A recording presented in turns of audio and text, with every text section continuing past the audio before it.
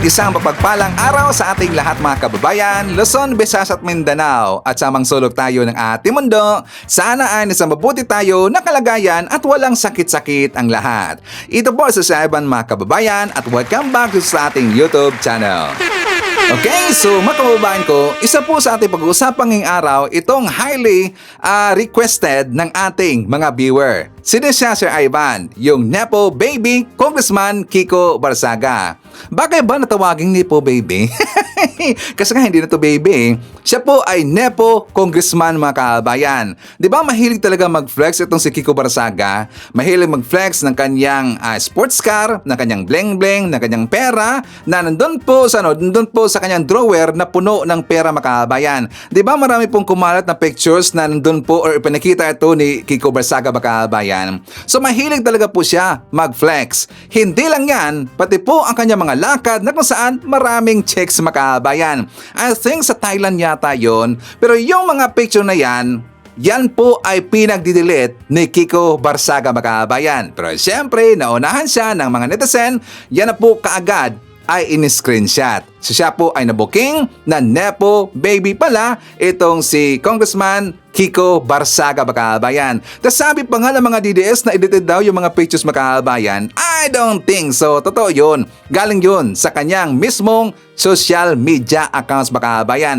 Pinag-delete na lang. Ngayon, Sir Ivan, bakit siya pag-usapan mo? Kasi nga 'di ba umingi ang kanyang pangalan at saka nagpapasikat mga kababayan. Ang dami niyang binanatan, 'di ba? Binanatan niya si Speaker Martin Romualdez, binanatan niya si DPWH Secretary Vince Dizon na daw tauhan or bata or aso daw ni Speaker Martin Romualdez mga kababayan. So yan po ang pang-aukusa ni Kiko Barsaga. At dami niyang binanatan, pati nga si PBBM mga kababayan, binanatan niya yung 20 pesos per kilo na bigas ni PBBM.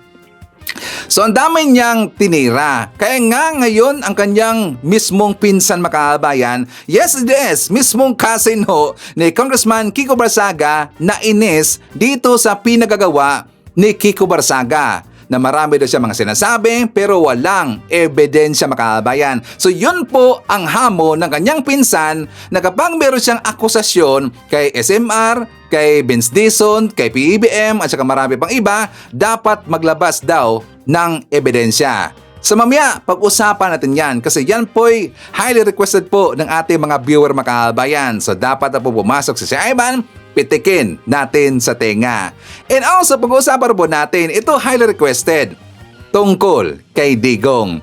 Kasi nga 'di ba ang defense team ni Digong mga kababayan, meron kasi silang isinumite na petition doon sa taga-ICC na daw i-stop na yung buong trial ni Digong kasi daw unfit for trial na itong si Digong daw mga kababayan. Makakalimutin na daw. Hindi na daw niya maalala mga information, mga lugar, or pati nga ang kanya mga malalapit sa kanya, nakalimutan na rin daw niya yung mga pangalan mga kababayan.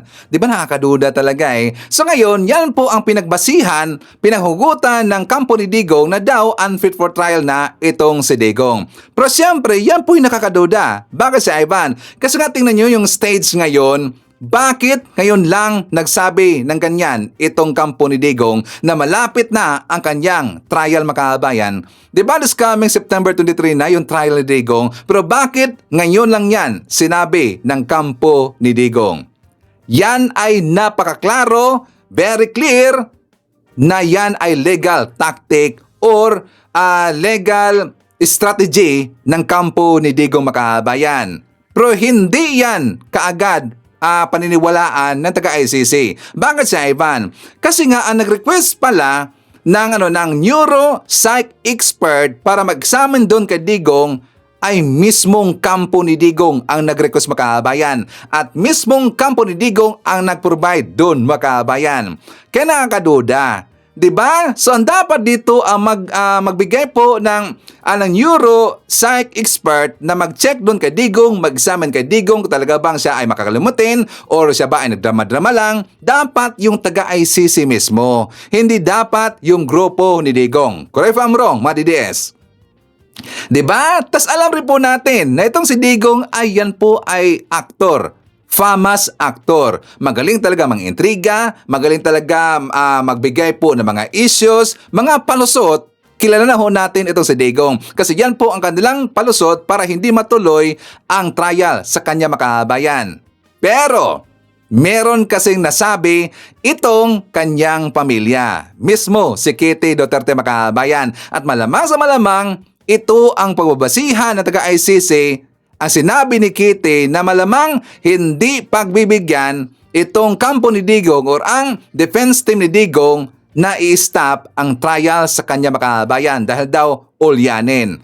Malamang ang sinabi ni Kitty ang pagbabasihan dito or ebidensya na gagamitin ng taga-ICC. Kasi nga diba marami ang nadulas ngayon, aside pa ho doon kay Sara Duterte, aside pa ho doon kay Pulong Duterte, but mismo itong video ni Kitty Duterte na sinabi niya last week makabayan, take note, last week lang ito sinabi na kung saan tungkol kay Digong. At meron pang isa, mas lalong natakot at nanlumo sa galit, sumabog sa galit kay Harry Roque ang mga DDS kasi nadulas itong si Harry Roque makabayan. Nadulas, nabuking, ibinulgar niya ang mga lakad ni Sara Duterte. So mamaya ipapakita natin ang video ni Kitty Duterte and also ni Harry Roque mga kababayan na kung saan itong dalawang video na to dito nagpanik ang mga DDS. Okay? So pag-uusapan rin po natin si Marcoleta, si Senator Amy Marcos at saka si PBBM. So kanina, I am very sure na nakita niyo po, nagkaroon po ng press con si PBBM. Kasi 'di ba kanina ipinakilala na niya yung final na listahan na member ng Independent Commission for Infrastructure or ICI. Yung ICI, ayan po ang mag-iimbestiga sa flood control projects issue ng DPWH, mga corruption, mga kurakot, mga kaguluhan diyan, and also iimbestigahan rin po yung bicameral makabayan. Yes, you heard it right. Iimbestigahan rin po yung bicameral. Hindi lang yung mga kurakot dyan sa DPWH, pati rin po yung tungkol sa budget. So kanina, ipinakilala na PBBM, nandun po sa listahan ang chairperson ng ICI na si former Supreme Court Justice Andres Reyes. Ang member, nandyan si former DPWH Secretary Rogelio Singson and also SGV Country Managing Partner na si Rosana Fajardo. Silang dalawa ang member. Pero nandyan rin po si Mayor Magalong. 'Di ba? Pero siya ay special advisor lang. Hindi siya member mga kabayan. Pero siyempre, nung inilagay na ho yan sa balita the other day, at saka pati rin po sa sinabi na yan ni PBM kanina, maraming gumanyan ho na mga kilay mga kabayan. 'Di ba? Pati nga si Sir Ivan gumanan kilay. Bakit nasali si Magalong? Alam ho natin na si Magalong, siya po ay DDS, 'di ba? So, sana hindi magiging bias itong si Magalong kasi alam natin talaga nandiyan na ho sa kanyang kaugatan ang pagiging DDS makabayan. So, siyempre, tayo po ay magtitiwala kay PBBM.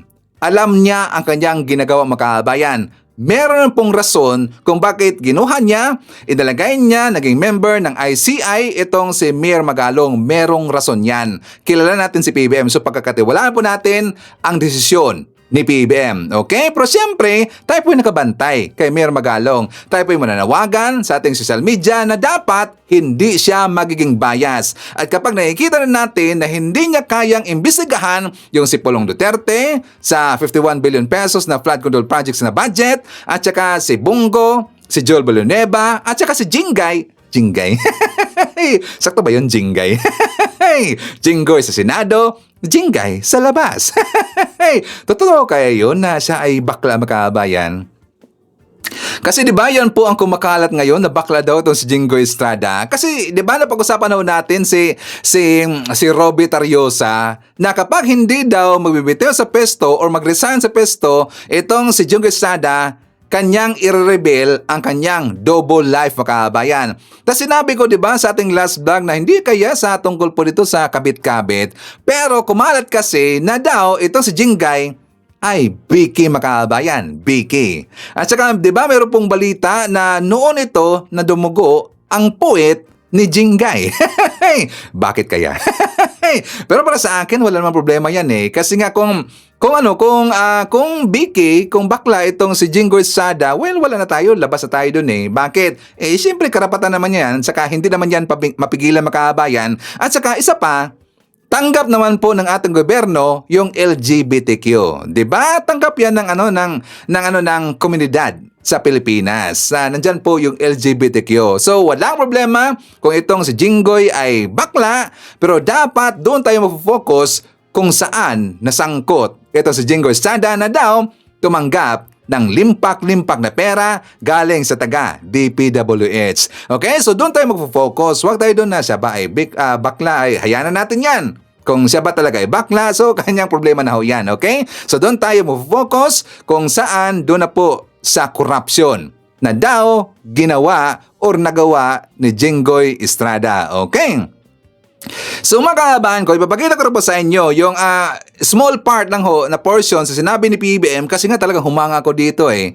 Bakit si Ivan? Kasi mismo si PBBM ang nag-inganyo sa mga rallyista na lumabas dyan sa daanan at mag-iingay sila at ipakita ang kanilang galit sa mga korap ng mga opisyal, ipakita ang kanilang galit sa gobyerno. Kasi karapatan nila yan makabayan. 'Di ba? Maganda talaga ang sinabi ni PBBM at saka dito natin nakikita na malaki talaga ang pagkakaiba ng ating presidenteng si PBBM doon kay Digong. Bakit si Ivan? Kasi nga 'di ba si Digong kapag mayroong magrarally, ano ang sasabihin niya? Una, pinagmumura niya. Tapos kanyang akusahan na daw mga NPA makabayan.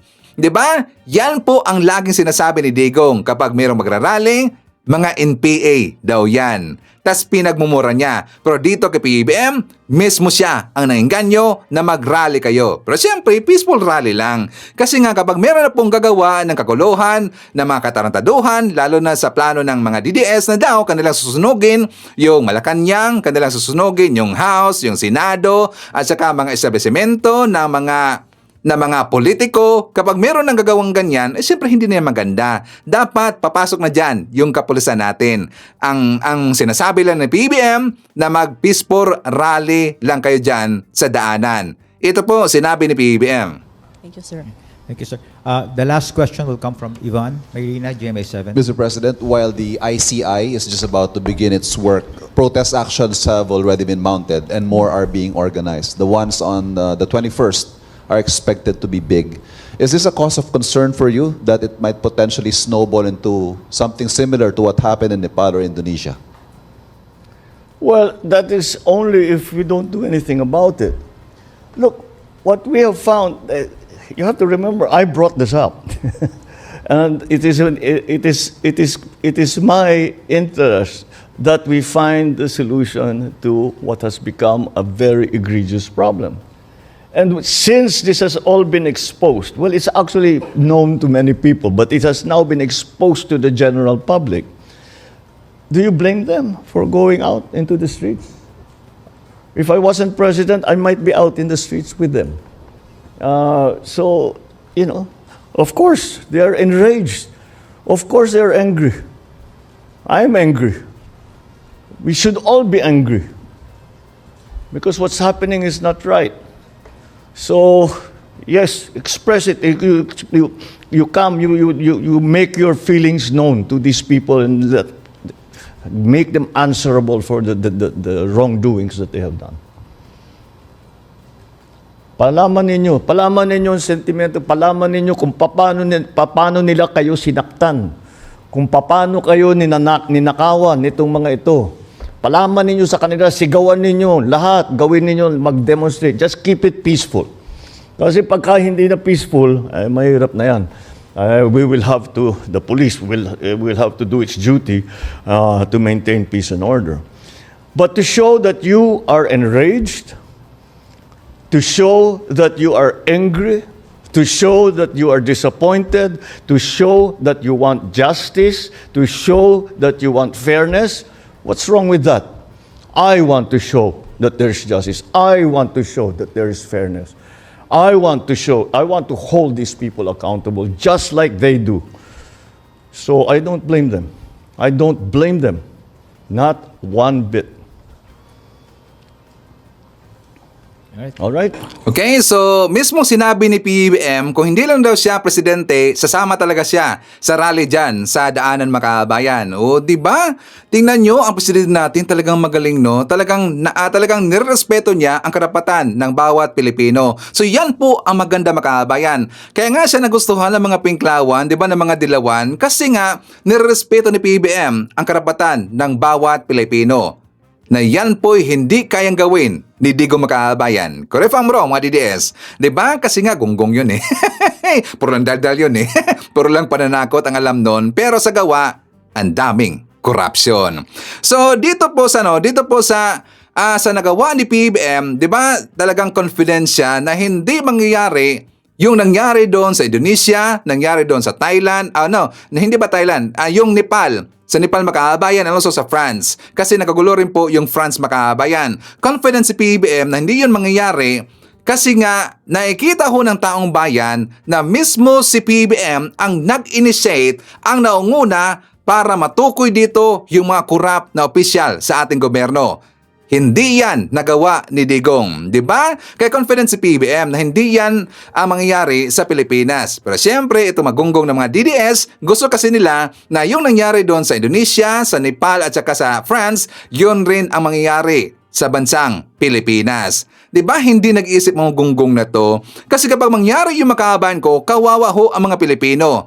Pero ang mga DDS, sila kasi dito ang makakabenepisyo. Di ba gunggong talaga eh. Pati nga si Attorney Vic Rodriguez nang hihikayat Makabayan. Tapos nakikita ko doon sa post ni Vic Rodriguez, parang inciting to sedition na talaga eh. Kasi hinikayat niya yung mamayang Pilipino na daw lumabas sa kalye, lumabas daw sa street para mag-iingay at saka magrarally Makabayan. Pero meron siyang in-insert doon na sinabi na hindi maganda. Talagang inciting to sedition Makabayan. Pero yung mga tao na ganyan, hindi naman yan sasama sa rally. Sila ang puro ang ginagawa nila, puro lang daldal yan. Pero hindi naman sila sumasama sa rally. 'Di ba? Hindi katulad itong si Vic doon. Siyempre nila ni Eric Celes, kasi si Eric Celes dating NPA yan. At saka mahilig talaga yan mag-rally. Pero si Vic Rodriguez hindi ganyan. Pero siya lang po ay nang-iinganyo Makabayan. Katulad doon sa ibang mga vlogger ng mga DDS na puro lang daldal pero hindi naman yan sumasama sa mga rally. 'Di ba, DDS? So ngayon, pag-uusapan natin ang trust rating at saka approval rating ni PBBM. 'Di ba tumaas, DDS? 'Di ba naging 72% na? Tapos kay Sara Duterte, bumaba. Mas lalong bumaba. Spaghetti, pababa ng pababa. Bakit? Kasi nakikita ng taong bayan na hindi na tumulong itong si Sara Duterte, puro lang lulinghayaw, puro lang punta-punta doon, nagrarally sa iba't ibang lugar, pabigat na sa ating gobyerno, at hindi na siya tumulong sa ating gobyerno. Nakita yan ng taong bayan. Kaya nga, mas lalong bumaba ang trust rating at saka approval rating ni Sara Duterte. At yan po'y kabaliktaran dito kay PBBM. Kasi mas lalong tumaas ang trust rating at saka approval rating ni PBBM. Naalala niyo ba mga kabayan ko? Diba nung time po na in-release ni PBBM, ipinakilala niya yung isumbong sa Pangulo na website. At doon natin nakita, nalaman na, di ba nakita natin po yung mga pangalan ng mga kontraktor, tas ilan lahat yung mga nakuhang proyekto ng Pamilya Diskaya sa DPWH. Noong nakita natin ang project na yan, di ba sabi ko na hindi malayo, mas lalong tataas ang trust at saka approval rating ni PBBM. Kasi nakita po ng taong bayan. Nakita po ng mga netizen na talagang natatrabaho si PBBM. At siya lang po ang nagawa dito na ibinulgar niya yung mga corrupt ng mga opisyal sa ating gobyerno. Diba sabi ko, hindi malayo, tataas ang approval at saka trust rating ni PBBM. At talaga pong nangyari mga kabayan. At yan po'y hindi natanggap ng mga DDS. Fake news daw.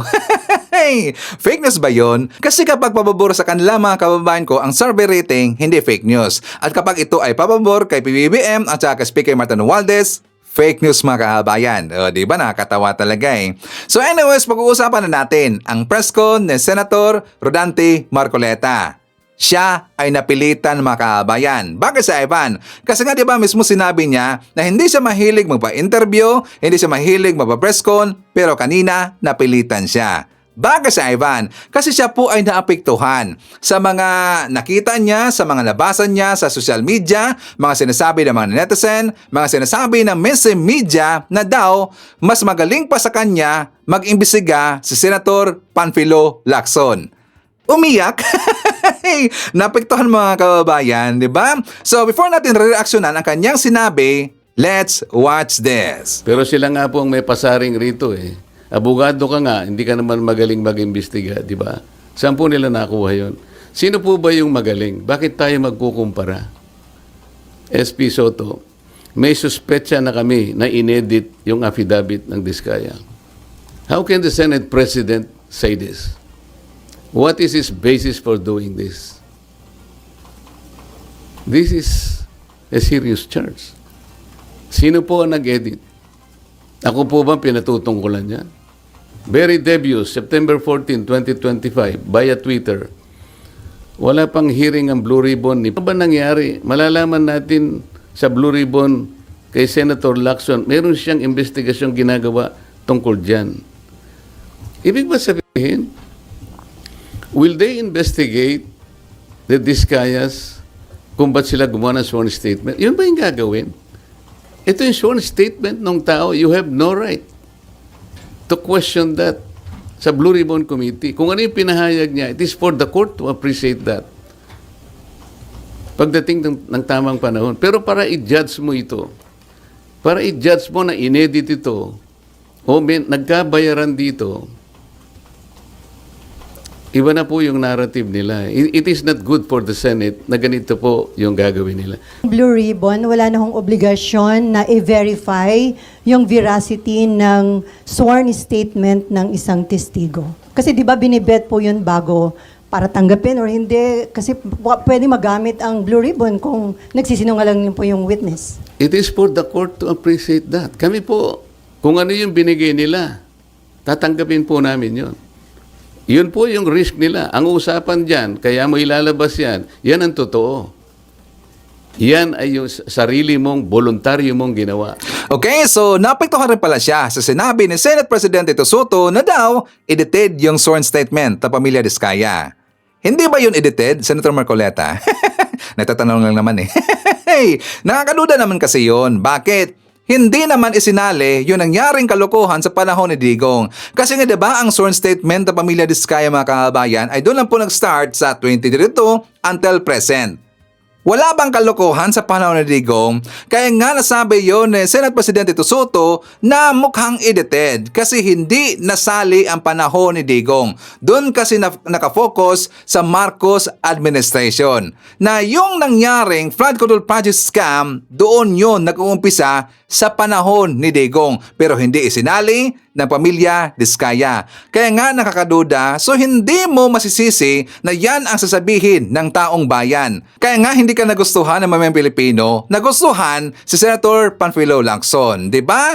Kaya nga kayong dalawa na ikumpara ng taong bayan. Bakit? Kasi si Senator Panfilo Lacson talagang gumagawa dito ng investigation. Ginagamit niya ang kanyang office, ginamit niya ang kanyang mga kakilala, mga connection, intel, para makakuha ng dokumento or makakuha ng mga information tungkol sa flood control project scam. Pero ikaw, Senator Rodanto Marcoleta, nakabase ka lang kasi at doon ka lang nakarely sa sinasabi ng inyong witness at saka sinasabi ng mga resource person. Pero ibang-iba kasi si Senator Panfilo Lacson. Gumagawa siya ng sarili niyang investigation. O, di ba? So, huwag kang magalit na ikaw ay kumpara doon kay Panfilo Lacson. Malayo talaga eh. Mas gusto talaga namin si Senator Panfilo Lacson eh, di ba? So, yan po'y kaabang-abang na upcoming next na hearing po ng DPWH is coming September 18 makahabayan. O, di ba?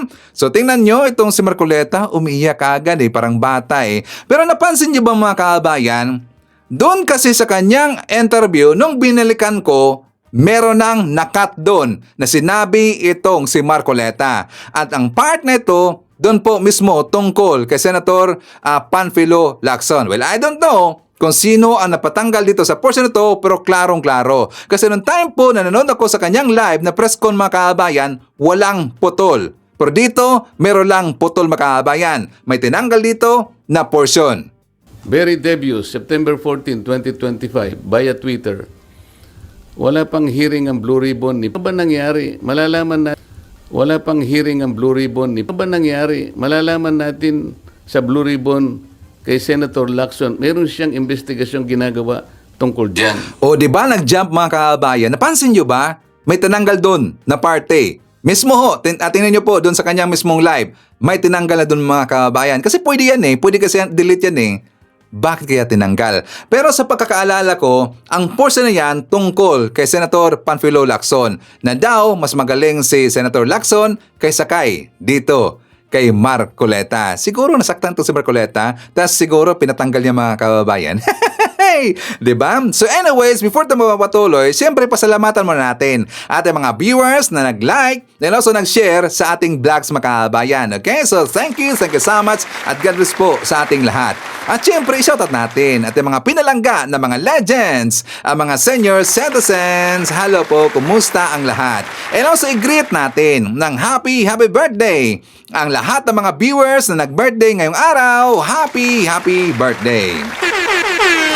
At syempre, i-acknowledge natin ating mga viewers na may maraming na-comment dyan sa baba sa ating comment section ang ating pong top 5 commenters. At nandyan sa ating listahan ang nanguna po, si Ma'am Joliet Sunakawa, mayroon siyang 29 na mga comments. Nandyan rin si Sandra Maranon, mayroon siyang 15 na mga comments. Lena Sabado, mayroon siyang 15 na mga comments. Nandyan rin si Sampaguita, mayroon siyang 14 na mga comments. And Narciso Lagera, mayroon siyang 10 lahat na mga comments. Okay, so thank you so much. At syempre, i-greet natin ating mga suki, mga early birds. Yun ang una sa pag-comment dyan sa baba sa ating comment section. Nandyan ang una. Nag-comment si Rose B, Emmy Mapalad, Mones Borromeo, Leonida Negrelio. Nandyan rin si Jel Coligado, Hard to Shine Sul, Elina Solano, Jaisan Joseph Wong. Kasama rin natin si Rowena Takemora, Maria Marilyn Embido Bautista, Hi to Patrick Hussein, Hi to Lair Morales, Corazon Resurrection, Elmer Pinaranda, Benti na may Skyward Harp, Hi to Dami Castro, Rosenda Aunso, Ashe. Nandyan rin si Lourdes Rivera, Joliet Sanakawa, Sunya Darnaila, and hi to Nemfa Nazaret. Okay. So mga kababayan ko, pag-uusapan na natin itong si Congressman Kiko Barsaga. Kasi nga sumusobra eh. Ang dami niya kasi mga akusasyon mga kababayan. Pero ang kanyang mismong bayan, ang kanyang distrito, hindi niya matugunan. Ang daming korupsyong nangyayari. Ang daming anomalyang nangyari mga kababayan.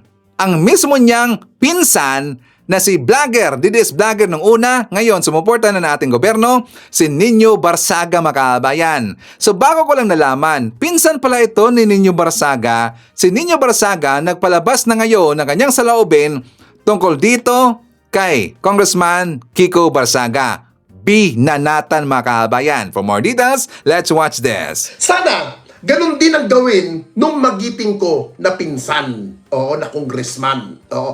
May nagtatanong, kaano-ano mo ba si Kiko Barsaga? Pinsan ko ho. Alam niyo una, sa lahat, ako, nung sinabi ko nung isang araw sa aking social media posting, I will support to Kiko Barsaga. Yes, suporta ako doon. Pero, sa nakikita ko sa kanyang mga posting, sa nakikita ko na para bang imbis makatulong si Kiko Barsaga sa nangyayari sa ating bansa, para pong nakikita ko, ang layo ng kanyang ginagawa. Ang layo sa mga nasimulan ni Tito PD Barsaga or Elpidio Barsaga. Napakalayo ng ginagawa ni Kiko. Bakit po kamo ko nasabi? Si PD, nung nabubuhay pa, regular naman kami nag-uusap. Minsan pinapupunta niya ako sa Dasma. Nag-uusap kami sa Daska. Yung Daska, yan po yung hospital ng lungsod ng Dasma. Alam nyo, nalulungkot ako sa nangyayari kay Kiko. Alam mo, Kiko, hindi ako galit sa'yo.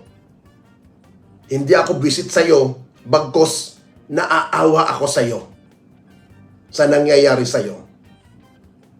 Naaawa ko. Bakit? Alam mo, sabi nga ng mga nakakatanda at nasa Bilbia, para magtagumpay ka sa buhay, kailangan ipakita mo na may respeto ka sa mga magulang mo. Respeto sa magulang na may pagmamahal. Na may pagmamahal. Kalakip ng paggalang sa mga magulang. Yun ang una mong dapat gagawin, Kiko. Ngayon, wala na si Tito PD, yung father mo or si daddy mo. Wala na. Sa tingin mo ba, Kiko, masaya si PD ngayon sa nangyayari sa ginagawa mo? I think no. Hindi siya nagiging masaya sa takbo ng ginagawa mong yan. Alam mo, Kiko, bata ka pa. Bata ka pa. Bata ka pa. Huwag kang magpakalunod doon sa mga papuri ng mga ibang nasa social media na sinasakyan ka na tilang hinahype ka. Mukhang nag-i-enjoy ka. Alam mo, Kiko, walang problema eh. Kung ano man ang litanya mo, dapat lakipan mo ng ebidensya. Yung sapat na ebidensya na magpapatunay doon sa mga sinasabi mo. Kagaya nung sinabi mo kay Secretary Vince Dizon, tao din ni House Speaker. Paano naging tao? Samantalang si Vince Dizon, bago yan nag-DPWH, bago nag-DOTC Secretary, galing yan sa Duterte community. Naging sariyan nung pandemic si Vince Dizon. Paano naging tao ni Romualdez? Kaya na-appoint si Secretary Vince Dizon bilang DOTC Secretary dahil professional na tao. Professional. Hindi siya bata ng sino mang Poncio Pilato. Kiko, ang sabi nga sa'yo, nung bagong tagapagsalita ng Kongreso, bagong tagapagsalita ni House Speaker Martin Romualdez, na si dating Congressman Ace Barbers, mag-research ka. Alamin mo, hindi tao si Vince Dizon. At yung sinasabi mo, na si Tito Sen, na Senate President ngayon, ay tao-tauhan lamang. Alam mo, kung sino man yung mga advisor mo, palitan mo. Palitan mo yan. Yan ang magpapasira sa'yo. Alam mo, nung buhay pa si PD, one time nag-uusap kami niyan, nung time na ang Pangulo no, si dating Pangulong Duterte, mayor siya noong 2016. Masinsinan kami nag-usap ni Papa mo, ni Tito. Alam mo, sabi niya, alam mo ninyo, kahit visit ako dito sa administrasyon na bagong pasok, kahit galit ako dito sa bagong administrasyon, susuporta pa rin ako. Susuporta pa rin ako. Bakit? Kasi tungkulin ko bilang local government na magpasailalim sa mga namumulo. Yun ang sinasabi ng daddy mo nung nabubuhay pa. Hanggang bumalik siya sa pagka-congressman. Hanggang bumalik siya. Kahit maraming bumuli sa daddy mo about sa ABS-CBN na sinasabing Big Five.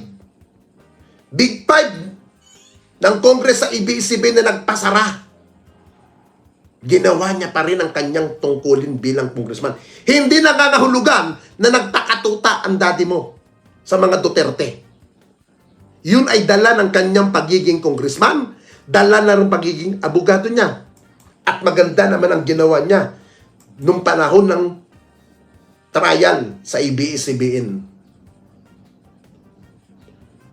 Alam mo, nakakabwisit pa sa'yo, ang isa sa kinalasan mong partido, in UP.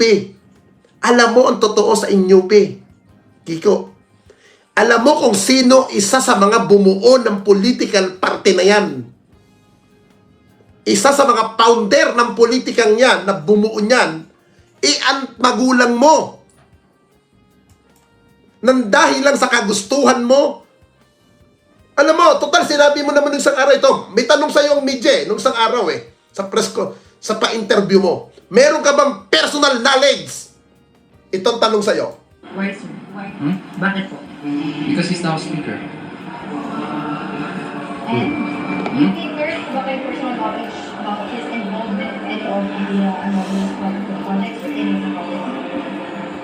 I have some. Oh, sabi mo, tinanong ka ng media, do you have the personal knowledge? Ngayon, ang hamon ko sa iyo, Kiko, ilabas mo kung ano ang personal knowledge mo kung meron ka man. Yung makatotohanan na tatakbo sa korte. Kasi alam mo, ang gulo na ng ating bansa, Kiko. Ang gulo na.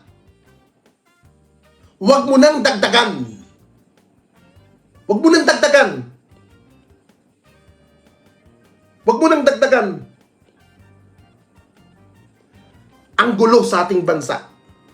Bagkos gampanin mo ang pagiging congressman mo. Kung alam mo meron ka talagang sapat na ebidensya laban kay Romualdez, ilabas mo! Hindi yung dinadaan mo sa mga posting, sa mga kung anong, I don't know kung anong kalitanyahan. Ito hindi na ako magbabanggit sa ibang staff mo, ang mga nakakausap ko na iba. Pag nagkamali ang isang staff mo, isang pagkakamali, tanggal. Wala nang pagbibigyan ng pagkakataon. Yung ba ang job process sa'yo? Di ba hindi? Yung ginawa mo nung time na mayroon activity si daddy mo sa arena ng Dasma, na nagsasalita siya, umakyat ka sa stage. Hindi ba isang pambabastos yung ginawa mo rin doon? Yun ang baguhin mo sa attitude mo. Hindi ka na yung Kiko Barsaga na isang anak. Politiko ka. Public servant. Tignan mo yung mga galaw mo. Baka mamaya, yung mga nakakausap mo, sumusulsul sa'yo, baka inuudyokan ka, hindi makatulong sa'yo yan, Kiko. Pakinggan mo ang sinasabi sa'yo ng mama mo na si Ate Jenny. I know, si Ate Jenny sumasakit ang ulo sa'yo ngayon. Hindi gusto ni Mayora yung ginagawa mo. Hindi nagugustuhan yan. Nung isang araw, magkausap kami ni Tita Helen. Magkausap kami sa phone. I don't know kung nasa Amerika si Ate Helen ngayon. Nakapatid ng papa mo. Sa tingin mo ba, natutuwa ang mga yan sa ginagawa mo? Hindi. Lahat inaaway mo. Kung buhay pa siguro ang papa mo ngayon, siguro sabihan ka niya, hindi natutuwa ang father mo sa nangyayari ngayon, sa ginagawa mo. Sana naman, Kiko, ayusin mo ang ginagawa mo. Hindi ko sinasabi na magpaging bulag ka. Hindi ko sinasabi na manahimik ka. Ang punto ko rito, kung meron kang ebidensya, kung meron kang sapat na katibayan sa mga paratang mo, ilabas mo. Okay, so may napansin ako doon sa sinabi ni Nino Barsaga na daw itong si Kiko, ang kanyang staff tinanggal kaagad na walang pasabi mga kababayan, walang due process. So ang ibig sabihin, merong ugaling diktador ito si Congressman Kiko Barsaga. Diba tuta siya ni Sara Duterte? So magkapareho sila. Pareho sila ng ugali mga kababayan na ugaling diktador. At hindi yan dapat makakahawak ng mas mataas pa na posisyon sa ating gobyerno na kapag ganyan ang kanyang ugali mga kabayan. Yan po ay delikado, di ba? So anyways, before tayo magpapatuloy, i-shout out na natin. Nandyan po si Edeluisa Taha from Riyadh, Saudi Arabia.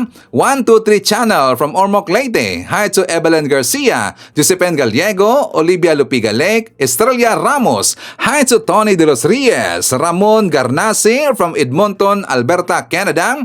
Hi to Felma Cabato, Shirley Risman, Mary Ann Ramos, Sara Mies, Marcos. Nandyan rin si Juliet Sanakawa, Jean Rabara, Ching Genel, Hatsua Lovelia, Tangarorang, Yoli Sir Club, Peña Francio Umipig. Nandyan rin si Rolando Madarang, Gina G, and hi to Tess Faraon. Okay, so mga kababayan ko, pag-uusapan natin itong si Senator Amy Marcos. Kasi di ba kanina meron siyang press con. So ang kanyang press con kanina, yun ay patungkol sa desisyon ng ombudsman na ibinasura ang mga kasong ifinal niya doon kay Boyeng Remulla. Pero siya po ay nag-apila mga kababayan. So ibig sabihin, meron pa rin pong kaso itong si Boyeng Remulla. Pero siya ay takot, siya ay nagpanik. Kaya nga nagkaroon kaagad ng press con mga kababayan. So for more details, let's watch this. So anyway, sana mabigyan din ng konti itong issue sa ombudsman. Ito talaga ang huling hantungan ng hustisya para sa mga naglabag sa batas na ating mga government officials. Wala nang tatakbo ang iba kundi yung ombudsman. Pag talagang binastos na at talagang ginawa ng politika ang ombudsman, wala na talaga tayong uuwian. Apakalungkot naman ito. So ma'am, sabi niyo nga, parang hindi niyo tatantanan, mag-aasaran kayo hanggang katapusan. So sabi niyo, aakit kayo hanggang Korte Suprema just in case? Malamang. Kasi wala na akong tatakbuhan dahil kung yung ombudsman talagang na-corrupt na rin, na flood control na rin, ay wala tayong pupuntahan kundi yung Supreme Court. Nakorap na daw yung ombudsman. Diba? Takot na takot kasi siya na kapag itong si Boyeng Remulla magiging ombudsman, lagot ang mga DDS. Itong si Amy Marcos, itong si Bato de la Rosa, si Bongo, Joel Villanueva, at saka pati rin po itong si Chess Escudero mga kabayan. Lagot sila lahat, di ba? Kaya nga napapanik na ngayon itong si Senator Amy Marcos. So ngayon, natanong rin po siya itong si Amy Marcos tungkol doon sa kumalat na fake news na daw papalitan na itong si Senate President Tito Soto mga kabayan. Kasi daw, according doon sa fake news na ipinakalat ng mga DDS, nakakuha daw ng numero itong si Senator Alan Peter Cayetano mga kabayan. So di ba yun po ay fake news? So ngayon, nung nakita kasi na mga DDS yung post na yon, siyempre ginamit nila. Kasi nga gusto nilang mapalitan itong si Tito Soto kasi hindi nila kalyado makabayan. Gusto nilang ipalit itong si Alan Peter Cayetano kasi nga makokontrol nila. Magaling daw itong si Cayetano makabayan. Di ba yan po sinasabi ng mga DDS, magaling daw si Cayetano? I don't think so. Kinalimutan nga niya yung 10K na paayuda. Di ba si Boy 10K, kinalimutan niya makabayan. Tas ngayon sabihin lang magaling, mas magaling pa ho si Tito Soto kasi hindi bias si Tito Soto makabayan. At kapag magiging Senate President itong si Cayetano, hindi maiimbestigahan ito mga DDS senators at saka yung panahon ni Diego makabayan kasi pagtatakpan nila yan, di ba? So ngayon napakalat ho itong mga DDS na kung saan sinakyan naman ito ni Attorney Rowena Guanzon. So doon na po yung nag-viral. Nung sinakyan nyo ni Guanzon, doon na po yung nag-viral makabayan. Na daw, namimiligro daw itong si Tito Soto kasi daw meron ng numero nakuha itong si Cayetano. Pero tingnan nyo mga kababayan, itong si Guanzon, no, di ba siya ay kakamping, siya ay dilawan, naging DDS na ngayon. Kasi nga siya ay sinakyan ng mga DDS. Natuwa kasi ang mga DDS sa ginagawa dito ni Guanzon makabayan. So ngayon sinakyan niya, naging DDS na. Siya ang nagpakalat na mapapalitan na daw itong si Senate President Tito Soto. Nagkaroon daw ng co dyan sa Senado makabayan. Yan po ay pinasangalingan ni Senator Panfilo Lacson na yan daw ay fake news makabayan. And also ito pong si Senator Amy Lacson ba? Senator Amy Marcos ay hindi rin po alam tungkol sa balita ni makabayan. So for more details, let's watch this. Ma'am, over the weekend lang, umugong yung posibilidad daw na magkaroon daw ulit ng coup. And being part of the minority, sinasabing si Senator Alan daw yung papalit. May ganyan bang usapan? Ang narinig ko yung interview, di ba interview ni na Senator Soto yun at saka si Senator Ping, di naman ang galing sa amin eh. Di ba? What about, ma'am? Hindi yung sinasabing fake news. What are you asking? Di ba yung sinasabi mong fake news na magkakaroon ng kudeta ng kudeta? Parang ganun. Pero nagkaroon po ba ng pag-uusap sa minorya na magpapalit po muli ng liderato? Hindi, wala. Walang pinag-uusapan na ganun. Ang pinag-uusapan lang namin is staying alive. Ayan, yung mga reference po namin, puro dekada 1990, ano ba yun? Kay Billy Ray Cyrus, Achy Breaky. Di ba Miley na ngayon? Sorry ah. Nag-react lang sila Senator King, ma'am, doon sa lumabas sa isang Davao-based, ano ba yan? Ano? Oo, parang may isang TV, ano ba yun? Sino daw nagsabi? Hindi ko alam eh. Lumabas, ma'am, doon sa isang naka-base sa Davao na Ano raw sinabi?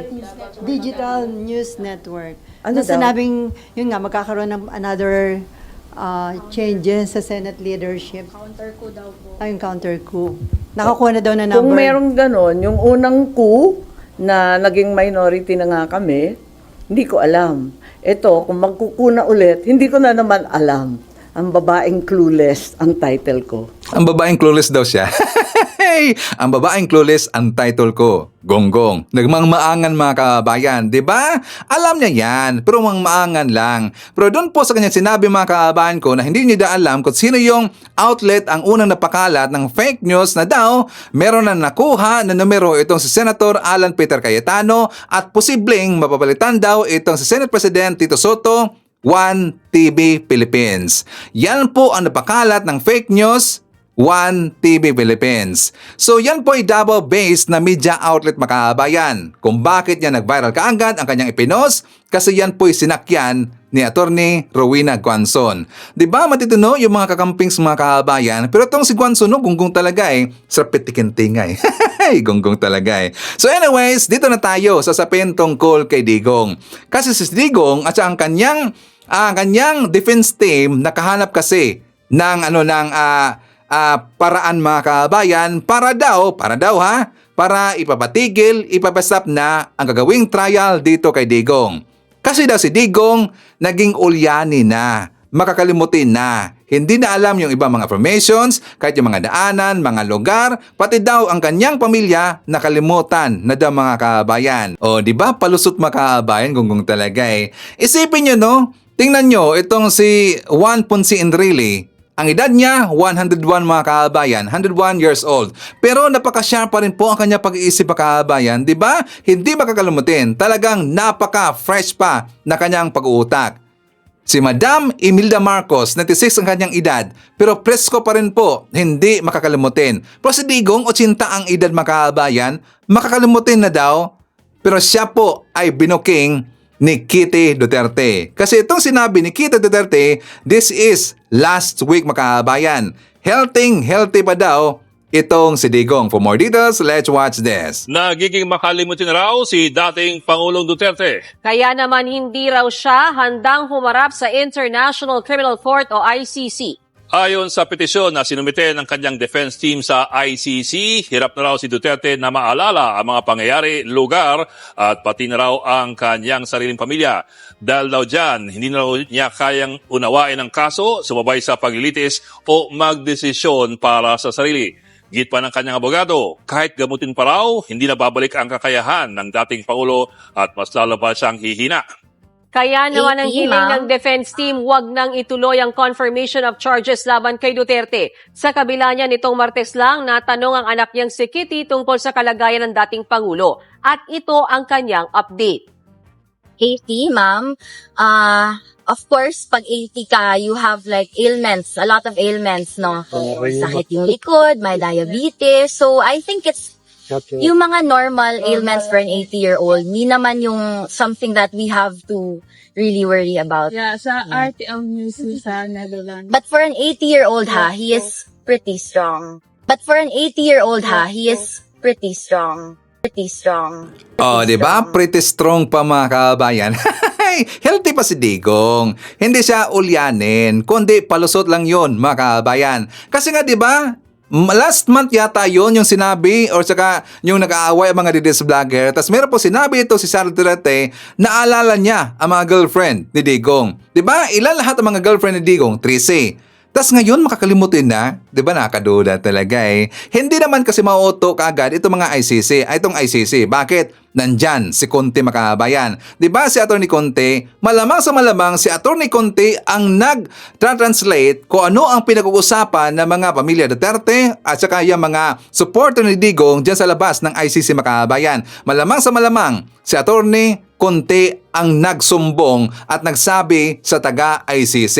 Itong video na to, ipapakita ito ni Atty. Conte doon sa taga-ICC makabayan na healthy pa itong si Digong. Walang sinabi si Kita Duterte na siya ay makakalimutin or nakalimutan na siya ni Digong. O, di ba? Palusot lang yan. Kasi nga si Digong takot na. Si Digong gusto niyang ipapastop ang kanyang trial. Malapit na po, September 23 makabayan. Sa ngayon, punta tayo dito kay Harry Roque. Anong ginawa ni Harry Roque sa Ivan? Siyempre, taklis talaga at siya po ay nadulas na booking itong si Sara Duterte. Kasi pala, itong si Sara Duterte, ang kanyang paglibot-libot sa iba't ibang bansa makabayan ko dahil para makakita or siya pala ay naghahanap ng pwedeng paglalagyan na lugar ni Digong kung sakaling siya ay pagbibigyan ng interim release makabayan. 'Di ba si Digong? Ito kasing taktika ni Digong makabayan ko. 'Di ba nung una, meron silang ginawa na hakbang na ipapastop yung buong kaso ni Digong kasi nga daw dahil sa issue ng jurisdiction. Di ba yung una makabayan? Dahil sa issue ng jurisdiction. And second, meron pong ginawang hakbang itong grupo ni Digong na daw sila nag-file po ng interim release.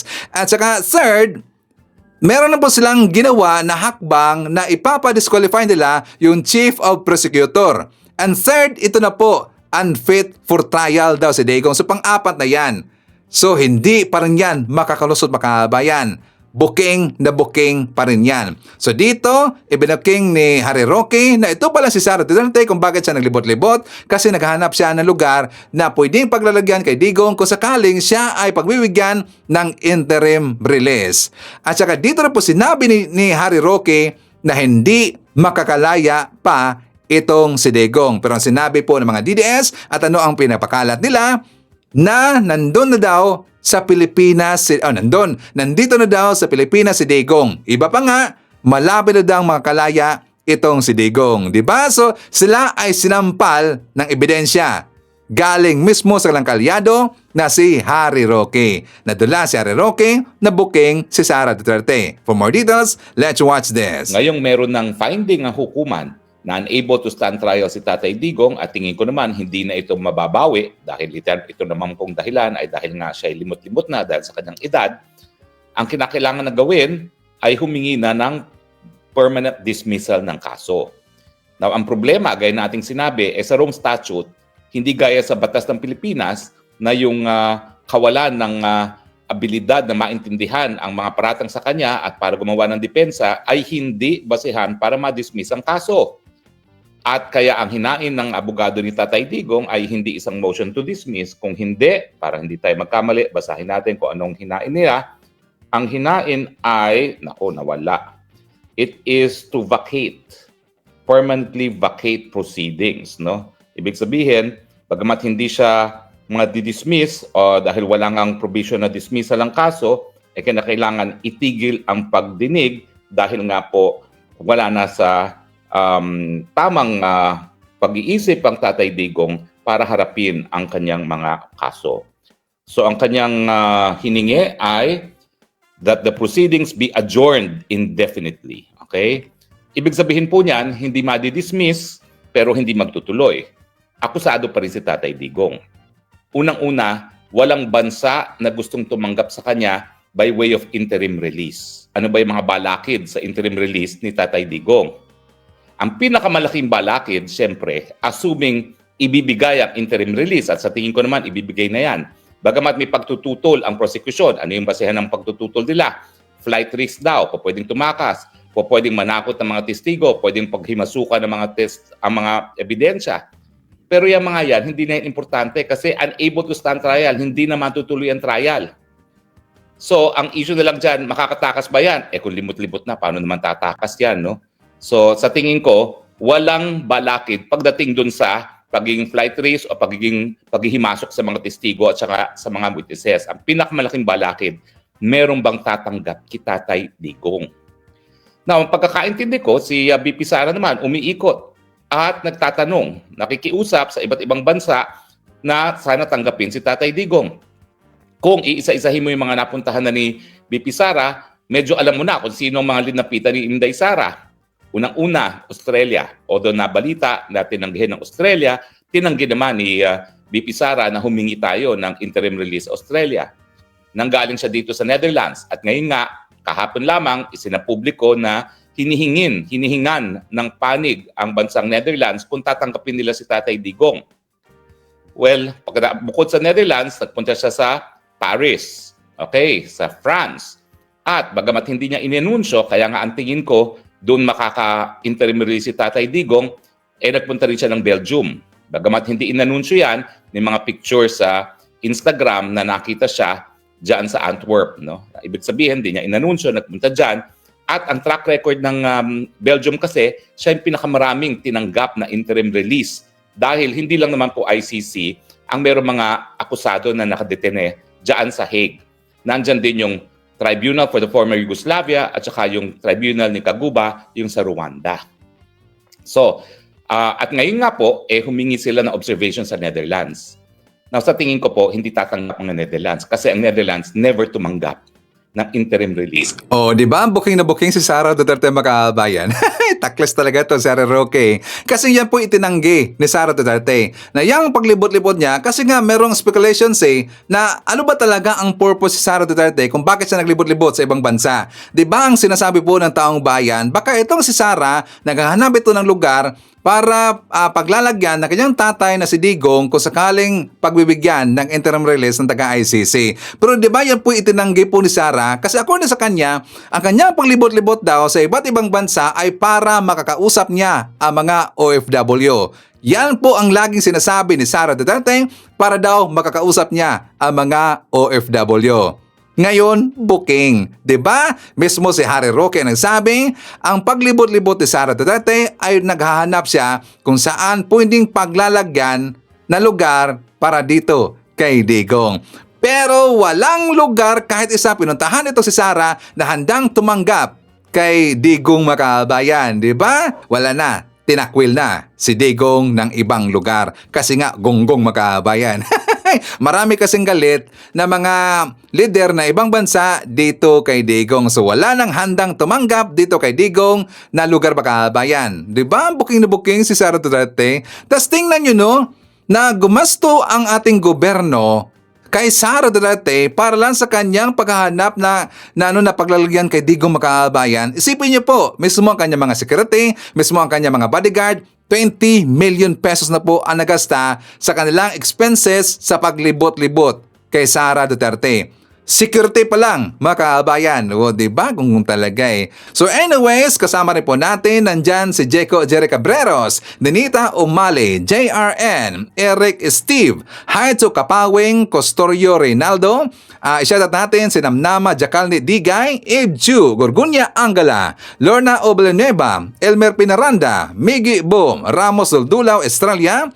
Nandyan rin kasama natin si Helda Baldomido Pita, Cristita Donguines, Heinz Elsa Hoffman, Elena Cao, Ash Flores, nandyan rin si Erlinda Lopez, Mins Niaka Nolpes, Jan Subang, Ronald Dianco, Petronilo, Pakala Sulayaw Jr., Hi to Annabel Hoson, Romel Concon, nandyan rin si Emerson Noval, Luis Conanan, Prima Herdan, Eric Ayenli, and hi to Amparo Carpio San. Okay, so mga kababayan ko, yan natin manakalap na mga balita ngayong araw. Kung nakabot ka po sa portion na to, sana nakapag-like na ho tayo. Libre po ang mag-share, libre din ang mag-subscribe. Again, maraming salamat sa mga viewers na hindi nag-skip ng ating mga commercials. Thank you so much.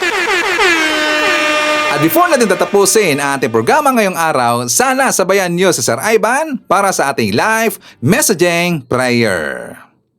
Amang makapangyarihan, salamat po sa panibagong araw na ipinagkaloob ninyo sa amin.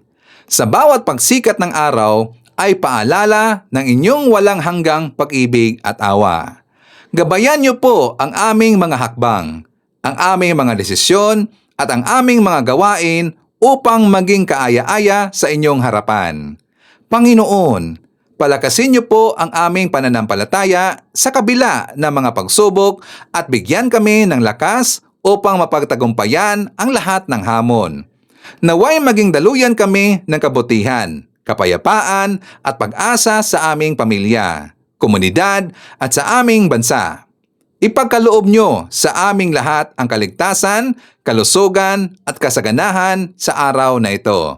Idinadalangin ko ito sa pangalan natin Panginoon Jesucristo. Amen. So maraming salamat mga kababayan, and I hope to see you again on my next video.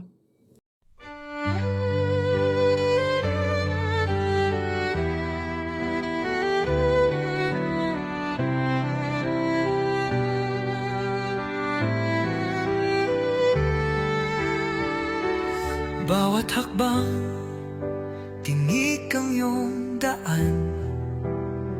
Sa sariling bayan, ika'y hinusgahan.